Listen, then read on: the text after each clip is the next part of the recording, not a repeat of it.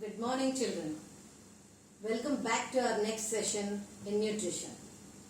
Hope you are all having good time with your families and also extending your helping hand to them.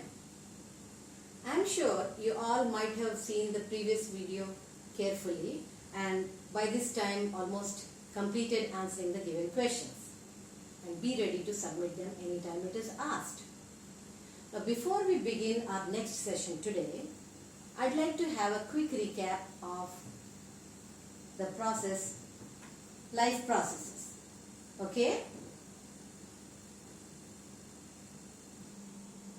Life processes, as we have known, which are essential for our study now are nutrition, that comprises of growth and digestion, respiration, circulation, which is called as transportation, and excretion.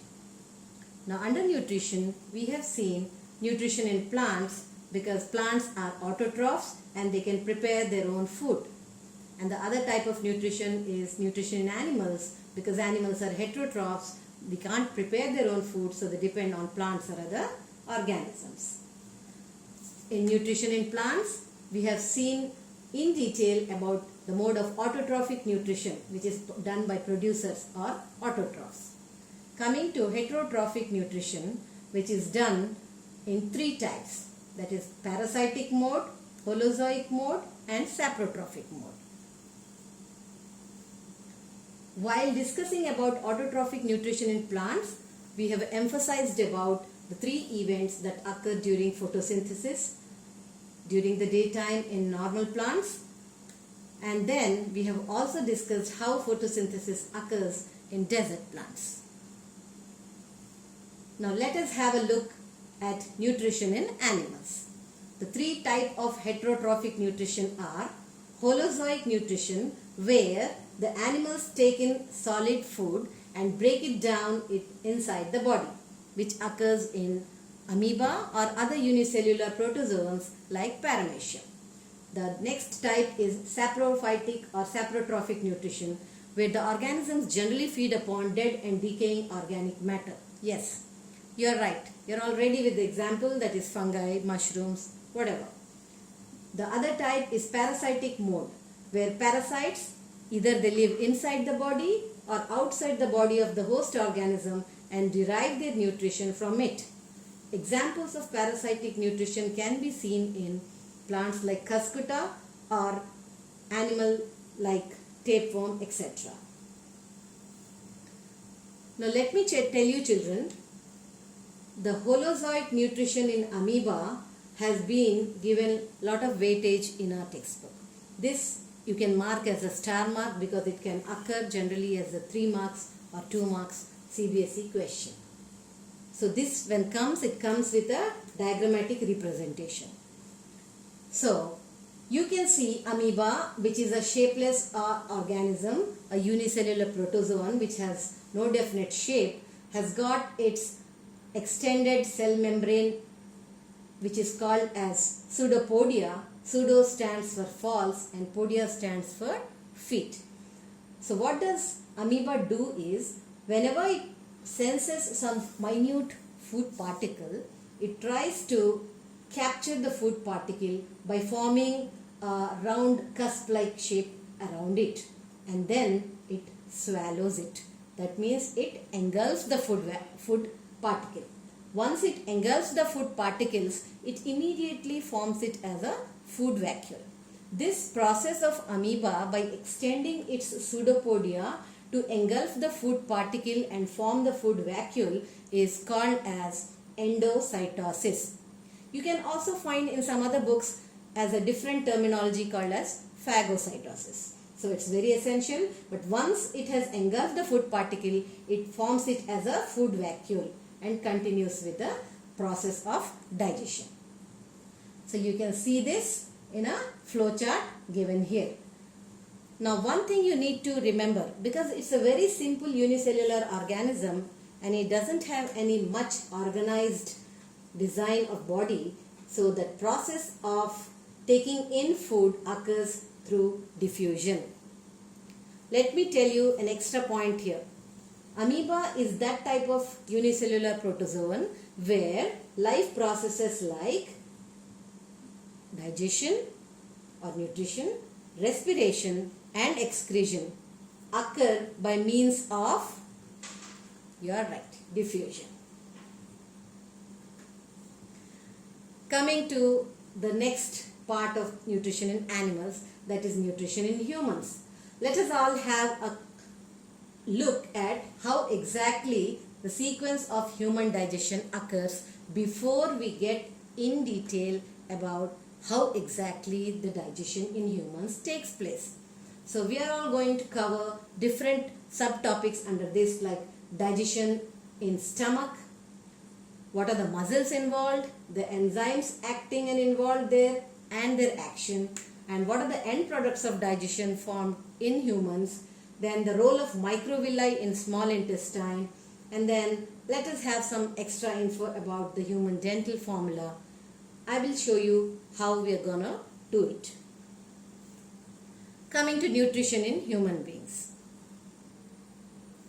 Now the diagram of human digestive system or the alimentary canal is not something new which you are learning for the first time. It's something you have known from your earlier classes. So the process of nutrition takes place all through the alimentary canal, which is a long tube-like structure which extends from the mouth till the anus. The complex foods taken in gets converted to smaller ones by being crushed by the teeth and being acted upon by salivary amylase, that is present in saliva, secreted by salivary glands. Let us have a detailed understanding of how exactly this digestion occurs among us. So the very first organ, that is mouth, consists of salivary glands which secrete the secretion saliva. This saliva consists of enzyme called salivary amylase.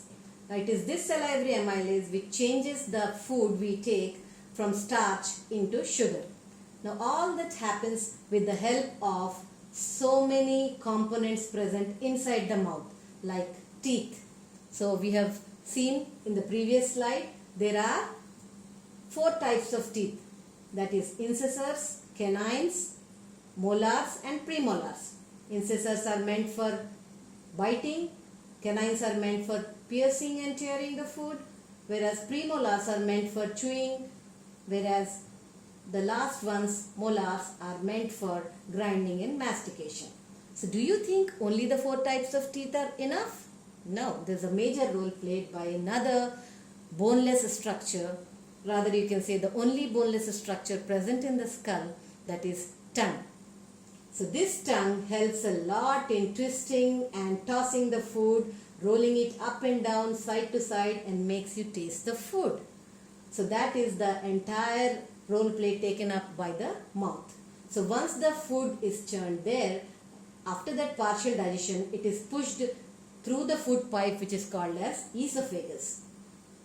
The esophagus takes food from mouth through peristaltic movements. There are certain sphincter muscles present in the esophagus which regularly and rhythmically keep contracting and relaxing in the alimentary canal, and this movement of sphincter muscles is known as peristaltic movement, which is also called as peristalsis.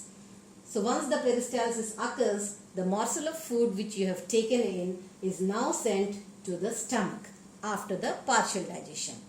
So the next phase of digestion occurs in stomach. Now stomach, which in other terms is called as gastric gland, consists of or releases gastric juices. The gastric juices contain pepsin, which helps in breakdown of protein. They also release hydrochloric acid, which makes a medium acidic for the pepsin to get activated, and there is a mucus inner lining of the gastric gland which protects the inner lining of the stomach from wear and tear caused due to the acidic effect of HCl. Now let us see how it continues in small intestine. So the partially digested food now enters small intestine, where the liver secretes bile, pancreas secrete pancreatic juices, and small intestine also produces some intestinal juices which contain so many enzymes.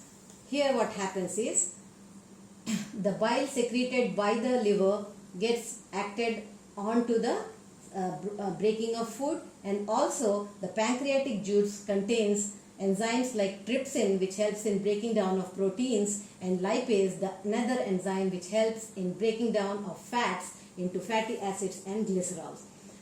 While pancreatic juices and enzymes are doing this job, the bile which has been secreted by liver happens to break down the larger size of fat globules into smaller and tinier fatty globulates. So that is otherwise termed as emulsification of fats. Once this happens, the major role of microvilli sets in. So you may get a question here, what are microvilli? So microvilli, my dear children, are small and thin, hairy, finger-like structures or projections on the inner wall of the small intestine, which are richly vascular. That means they are richly supplied with blood vessels. They absorb the completely digested food and then they assimilate it into the bloodstream to be supplied to various cells all over the body for energizing us. So once this process of complete digestion of food occurs in the small intestine, the undigested food along with the excess water is sent to the large intestine. Here at large intestine, the excess of water gets absorbed and totally undigested food is forwarded to rectum. At rectum, you can find temporary collection of the waste material in the form of undigested food, which finally gets egested out through the anus with the help of anal sphincter. Now children, because this part which I have taken on the bigger screen is of prime importance. All the different types of organs present in the alimentary canal, their glands, the secretions and the enzymes present in those secretions and their main function needs to be noted down. So either you take a screenshot of it or make a note of it in your notebooks as I am going a bit slow. So when we take the first organ, mouth, from where our alimentary canal begins, the gland present there is salivary gland.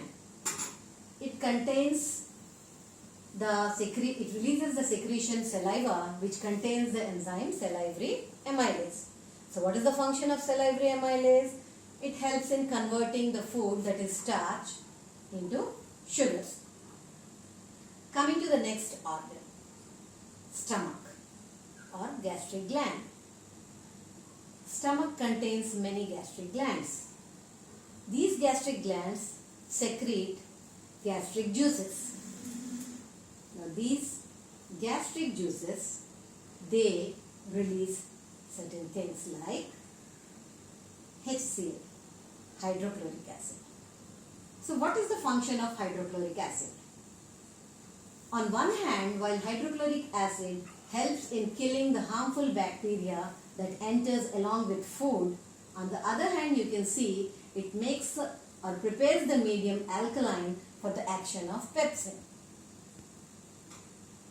The second thing that is produced by the gastric juices is pepsin, which helps in digesting the proteins. Third thing present is mucus. Mucus is slimy to touch, the inner lining of the gastric gland. It protects the inner lining of the stomach from corrosion, that is from corrosive action of hydrochloric acid.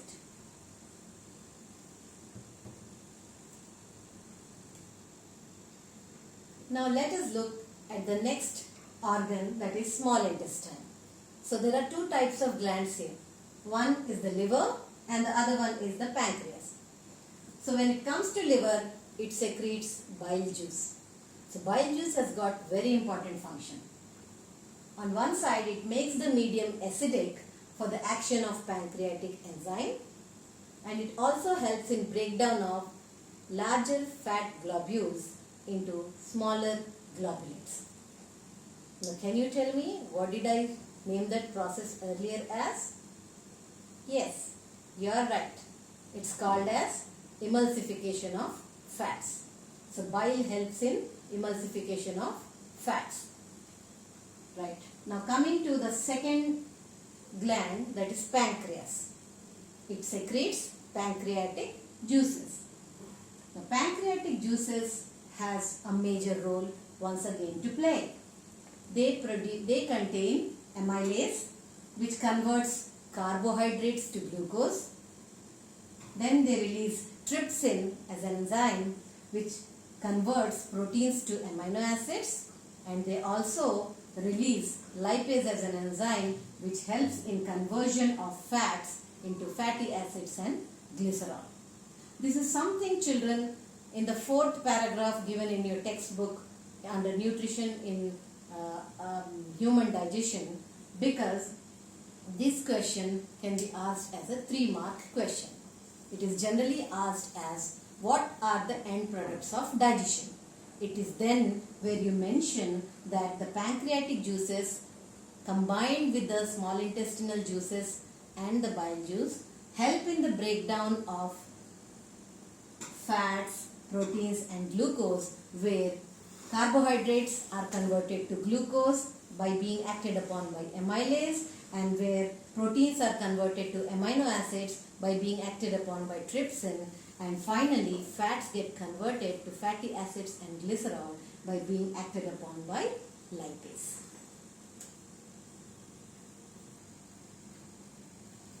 Now here are some important CBSE based questions which either you can take a snapshot or make a quick note in your biology classworks. The first question is, explain the mode of nutrition in amoeba with the help of an illustrative diagram. I hope you all understand what an illustrative diagram means. An illustrative diagram is that diagram which is labeled and self-explanatory. The next question. State the location of salivary glands in our body and the role of saliva in digestion of food. The next question is, why the small intestine is shorter in carnivores when compared to herbivores. This is something you need to analyze, apply your thinking skills, because intentionally I haven't discussed about this. Let me tell you, my dear friends, this is the question which has appeared this year in the board exams for 3 marks. Then, coming to the next question, discuss the role of the following in our alimentary canal: microvilli, hydrochloric acid, gastric sphincter, and salivary amylase. Coming to the last question for today's session, that is, what are the end products of digestion in humans? Explain briefly.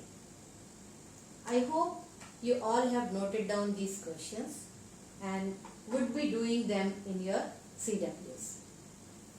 Please do submit them in the form of JPG or Word document after you have submitted your previous 5 questions of previous session, maximum by 24th of this month, that is 24th April.